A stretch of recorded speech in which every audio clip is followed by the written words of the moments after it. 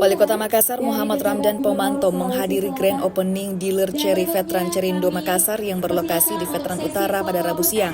Pada kesempatan itu, Yani Pomanto ikut melepas balon sebagai tanda dibukanya dealer kedua di Makassar, juga menggunting pita dan menyerahkan kunci secara simbolis kepada pembeli mobil di showroom Cherry Veteran. Wali Kota Makassar Muhammad Ramdan Pomanto mengatakan kehadiran showroom kedua Cherry yang dibuka di Kota Makassar ini menjadi bukti bahwa potensi atau peluang investasi di Kota Makassar semakin unggul, terlebih lagi sebagai ibu kota Sulawesi Selatan.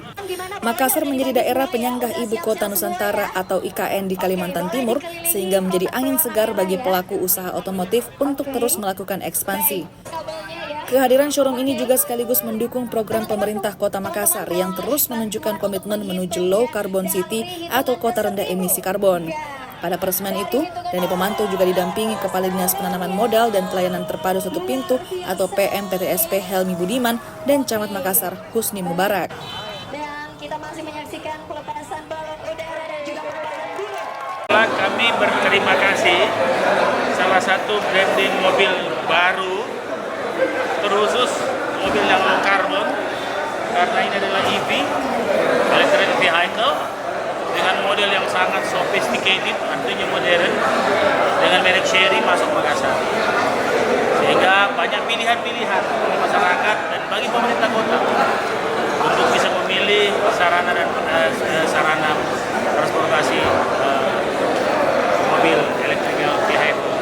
Berpengaruh terhadap iklim investasi di Makassar juga, Pak Wali? Saya kira seperti itu karena saya lihat mobilnya cukup terjangkau, dan saya kira ini pasti masuk dalam persaingan yang lebih sengit lagi di Kota Makassar. Ya. Bagaimana persiapan? Sudah ada berapa kali partai? Sedikit lagi intens kalau komunikasi sangat intens dengan beberapa partai. Saya kan baru tiba ini tadi, tapi mulai dari Jakarta, mulai dari sini juga kami sudah ketemu, sudah kontek-kontekan, dan saya kira sekitar Juni itu udah kelihatan nanti